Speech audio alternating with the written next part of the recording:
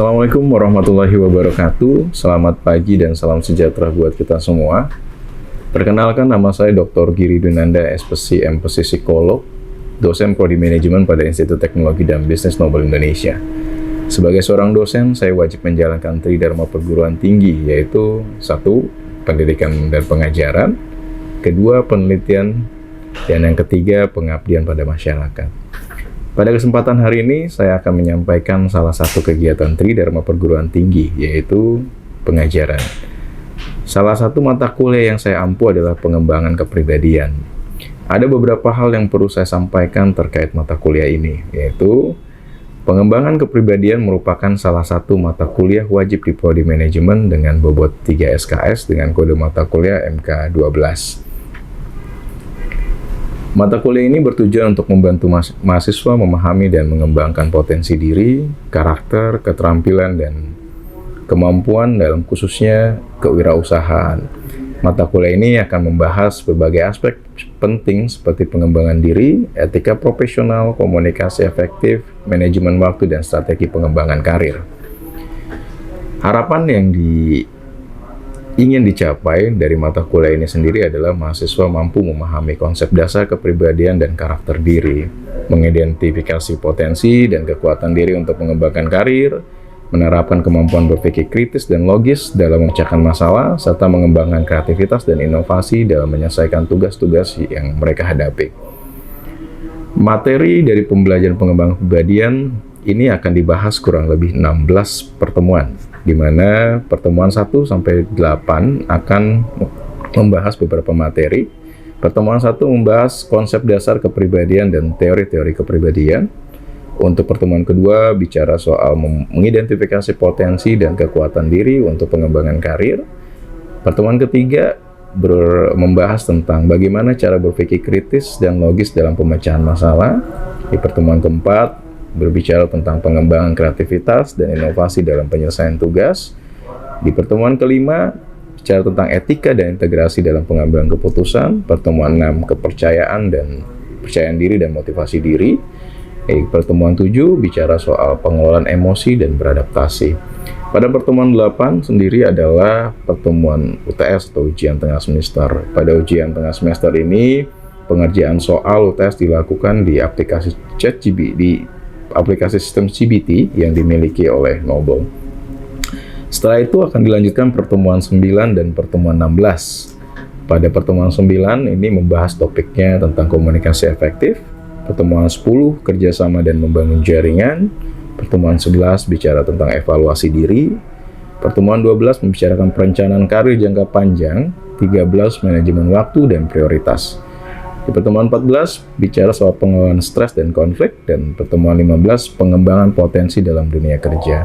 Kemudian di pertemuan terakhir yaitu pertemuan 16 adalah ujian akhir semester yang diberikan soalnya dalam bentuk studi kasus, di mana teman-teman mahasiswa nanti mengerjakan dan menguploadnya di tugas di aplikasi CBT yang dimiliki Nobel. Sistem pembelajaran sendiri di kampus terdiri dari beberapa. Ada proses e-learning yang dilakukan Nobel, yaitu adalah menggunakan aplikasi Sevima, di mana pada aplikasi LMS ini semua soal, semua diskusi, maupun semua absensi dan hal-hal lain yang menunjang perkuliahan diupload di aplikasi Sevima.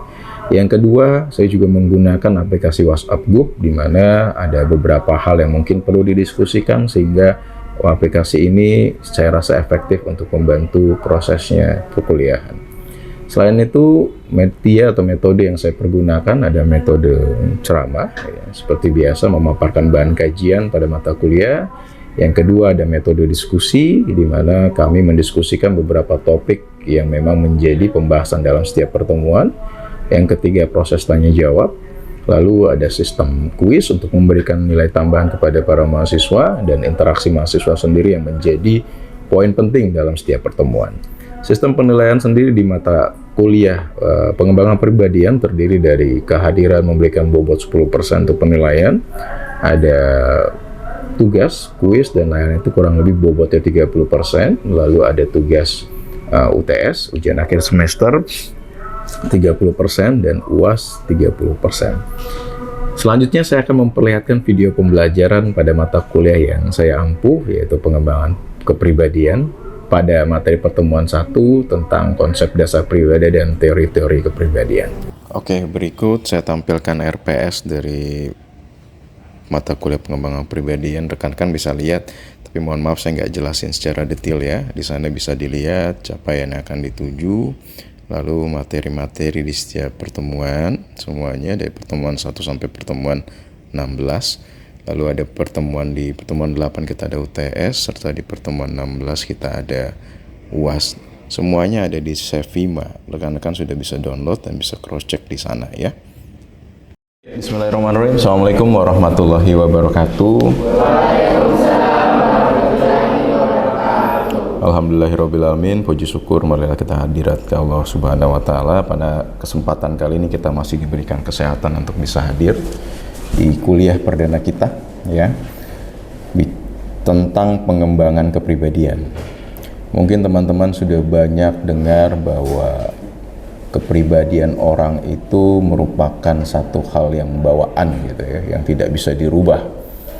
Tetapi ada juga hal yang teman-teman juga masih banyak pertanyakan tentang kepribadian orang, karena pada dasarnya manusia adalah bentuk yang paling kompleks yang diciptakan oleh Allah Subhanahu wa Ta'ala.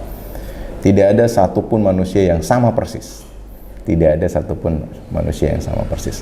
Jadi pada kesempatan kali ini rekan-rekan akan belajar 1 semester tentang bagaimana kita memahami pribadi kita seperti apa dan bagaimana kita memahami pribadi orang di luar seperti apa ya. Oke, sebelum itu saya akan perkenalkan diri saya dulu ya. Hari ini kita akan bicara soal konsep kepribadian dengan karakter. Nama saya Giri, saya biasa dipanggil Pak Giri.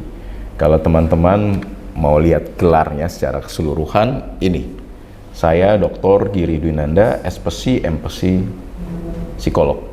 Ya, di belakang ada CHRM, ODCP, merupakan sertifikasi untuk Human Resource Management dengan Organization Certification Program. Kalau lihat basicnya memang saya sebagai seorang psikolog, teman-teman. Jadi S1, S2 saya ambil psikologi, S2-nya kebetulan saya fokus di psikologi industri, baru S3 saya ambil di manajemen. Usia saat ini 36 tahun.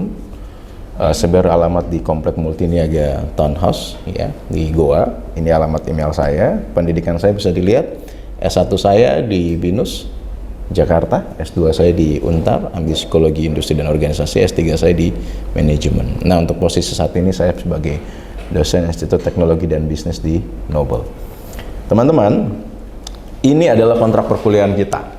Sebelum kita mulai perkuliahan, ini adalah kontrak yang akan saya buat dengan teman-teman. Yang pertama, bicara soal jumlah perkuliahan. 1 semester itu kurang lebih 16 pertemuan. Ya, di mana di sana ada UTS dengan UAS. UTS berada di pertemuan ke-8 dan UAS berada di pertemuan ke-16. Yang kedua, bicara soal kuliah tambahan. Kuliah tambahan ini biasanya jika dosennya berhalangan hadir, maka saya berhak mengganti atau berkewajiban mengganti perkuliahan itu di lain waktu. Yang ketiga, bicara soal kehadiran, keterlambatan hadir. Biasanya saya berikan waktu kurang lebih 15 menit. Satu sesi perkuliahan itu karena kita punya 45 menit per SKS. Lalu bicara soal kedisiplinan, mahasiswa paling lama terlambat kurang lebih 15 menit. Setuju? Setuju. Kalau lebih dari itu silakan masuk, tetapi tidak boleh absen. Ya. Bicara soal kedisiplinan perkuliahan, setiap dosen diharapkan mengajar ya sesuai jadwal. Apabila setelah 30 menit dosen yang bersangkutan belum hadir tanpa pemberitahuan sebelumnya, maka mahasiswa dapat meninggalkan ruangan perkuliahan dan tidak mengikuti kegiatan perkuliahan. Ini adalah konsekuensi yang diberikan kepada saya jika saya tidak masuk perkuliahan tanpa ada informasi. Kalian dapat konsekuensi, maka saya juga dapat konsekuensi. Yang ke-6, penugasan mahasiswa. Sama kegiatan perkuliahan, setiap dosen diharuskan memberikan penugasan kepada mahasiswa setiap kali pertemuan, ya, minimum 4 kali sebelum ujian MIT. Jadi nanti kalian akan diberikan tugas sesuai dengan tema dari masing-masing pertemuan. Ini adalah komposisi penilaian. ya untuk mata kuliah kita. Kehadiran itu 10%, ya. Lalu bicara soal tugas itu 30%, and then we talking about UTS, mid-test 30%, dengan UAS itu 30%, totalnya 100%. Ini adalah keterangannya, ada nilai A plus dan lain-lain, lalu ada nilai T, nilai tunda. Jika kalian tidak ada ujiannya maka ada nilai tunda. Ketika nilai ini tidak berhasil kalian penuhi atau ujian susulan, maka nilainya berubah menjadi E. Ya, tidak lulus. Tolong diperhatikan baik-baik tentang nilai-nilai ini. Nah, ini adalah keterangannya. Dosen bisa berhak memberikan ujian susulan juga. Kalaupun tidak mengikuti lagi ujian susulan, ya mohon maaf, maka kalian dinyatakan tidak lulus. Hasil dari ujian dimunculkan kurang lebih 7 hari setelah pelaksanaan ujian akhir semester. Oke, sampai sini ada pertanyaan? Semua setuju dengan kontraknya? Oke, baik, good. Sekarang kita masuk ke perkuliahan. Yang pertama kita akan bicara tentang apa sih kepribadian. Apa yang di benak rekan-rekan bayangkan ketika dengar kata kepribadian? Furkon? Saya, Pak. Jadi berbicara soal kepribadian, yang ada di benak saya itu sifat yang melekat pada diri seseorang. Sifat yang melekat pada diri seseorang. Setiap manusia selalu dibilang, oh, pribadinya gini nih, pribadinya gini nih. Sama atau tidak? Beda-beda. Menurut kalian kenapa sih beda? Menurut kalian kenapa sih pribadian orang beda-beda? Kenapa nggak sama satuin aja, gabungin aja sama rata semuanya? Kenapa kira-kira?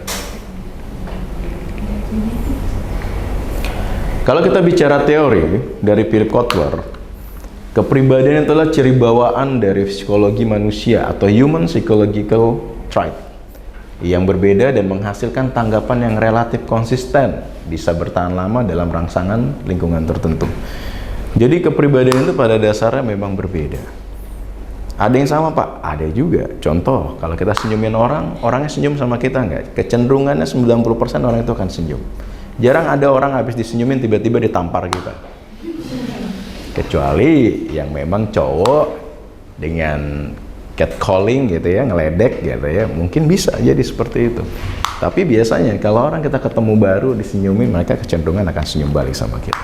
Teori kepribadian terkenal biasanya pertama kali oleh Sigmund Freud. Ini seorang teori psikoanalisis kepribadian, bicara psychological theory of personality, ya. Dia bicara soal bagaimana manusia itu memiliki 3 unsur. Ada id, ego, superego. Pernah dengar sebelumnya? Id adalah bagaimana seseorang punya keinginan. Ego, bagaimana manusia menjalankan keinginan itu atau melakukan keinginan itu. Superego adalah bagaimana manusia bisa mengontrol keinginannya, bisa dijalankan dengan baik atau enggak.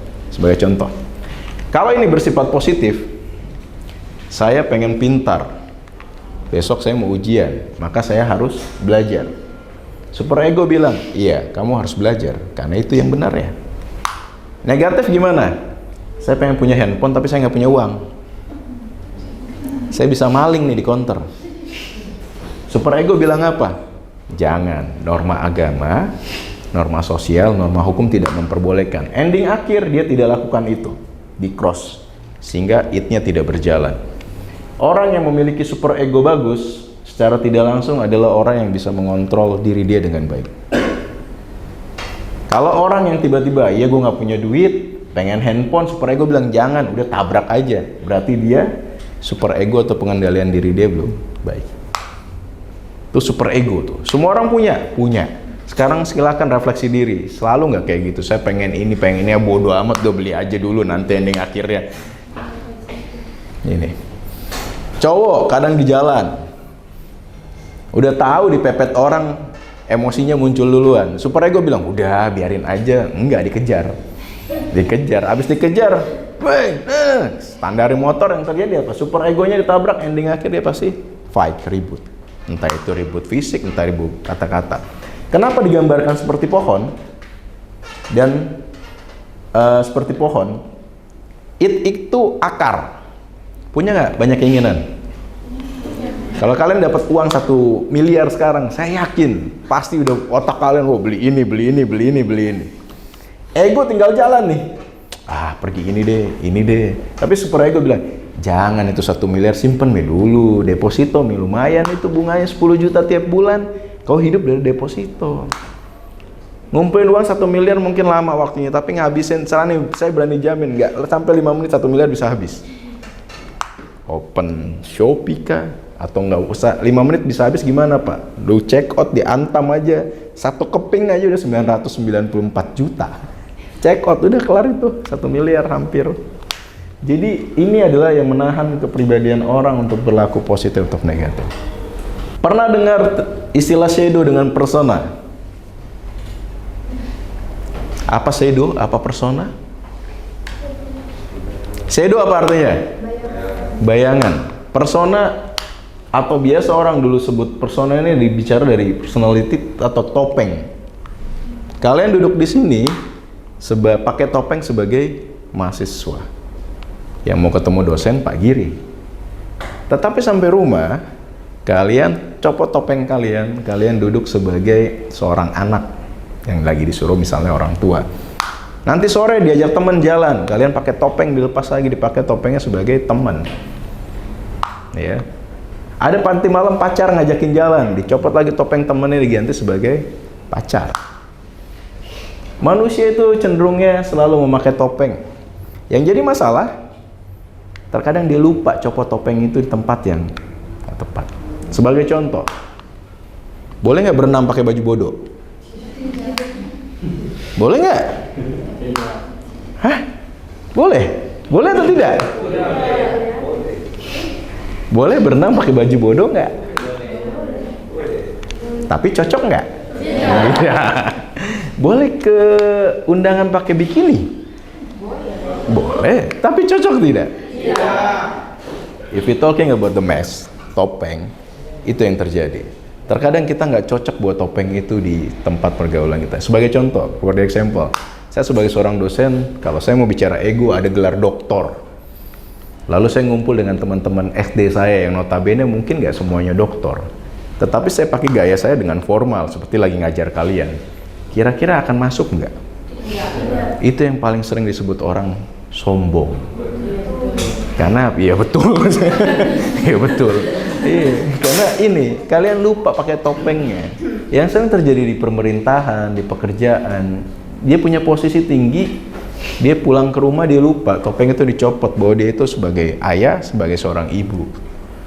Wanita karir di luar sana dia hebat, dikenal orang, sampai rumah kodratnya balik sebagai seorang istri, ibu. Copot topeng itu. Ini yang sering memunculkan konflik. Pak, terus shadow apa Pak? Shadow adalah hal-hal yang dalam diri kita yang sebenarnya kita nggak suka. Dan kalau bisa nggak muncul itu barang. Oke. Saya mau tanya ke kalian. Ini kuisnya. Ada yang pernah dengar atau menggunakan kata mellow? Siapa? Pernah? Oke. Saya kasih nilai kamu kalau kamu tahu.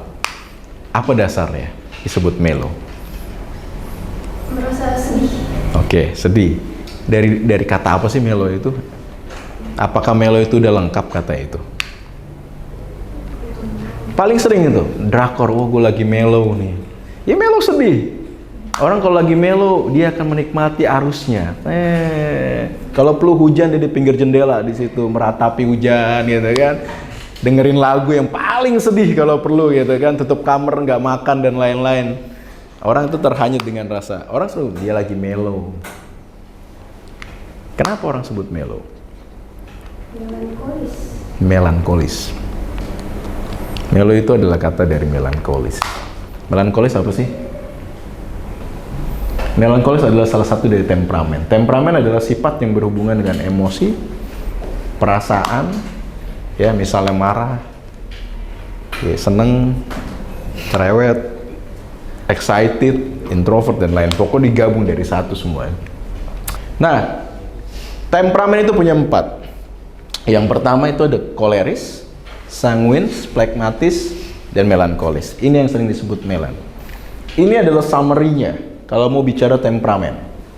Koleris itu orang yang ekstrovert,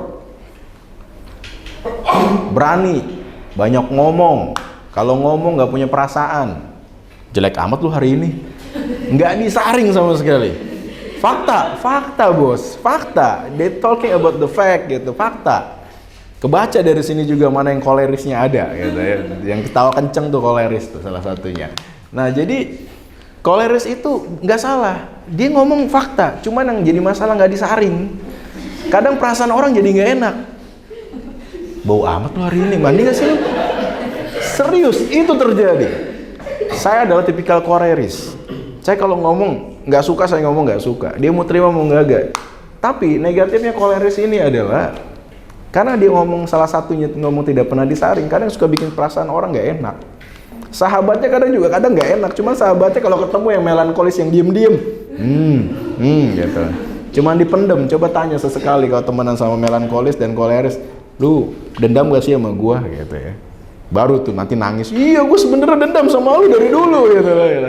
Tapi koleris dengan respon, ya udah ya maafin ya, udah itu koleris tuh. Nah fokus mereka adalah fokus ke pekerjaan. Orang gini kerjanya cepet, tapi jangan pernah tanyakan hasil, karena mereka tidak teliti orangnya. Pokoknya cepet selesai tugas gua, pergi, nilai lu berapa? 90, lu berapa? 60, bodo amat udah. Gua kan udah kerja duluan, itu koleris tuh. Koleris beranian orangnya. Dia nggak peduli urusan sama orang lain. Gua habis berantem sama yang di situ, dia bukan bilang, ayo pergi aja. Yang mana orangnya? Sini samperin. Itu koleris. Ini adalah salah satu contohnya koleris. Yang notabene adalah controlling spec atau dominant spec. Berikutnya adalah sanguine. Sanguine adalah tipikal orang yang rame. Pernah dengar nggak ada dia nggak rame di tongkrongan? Pasti itu sanguine. Yang dicari itu. Sanguine duduk dimanapun dia akan nempel. Boleh kenalan. Atau tiba-tiba dia buka percakapan. Hari ini hujan ya. Orang sebelahnya, siapa lu nanya-nanya hujan? Dia adalah orientasi yang notabene fokus kepada relasi sosial. Itu sanguine tuh. Permasalahan utama dia, ini orang nggak bisa fokus.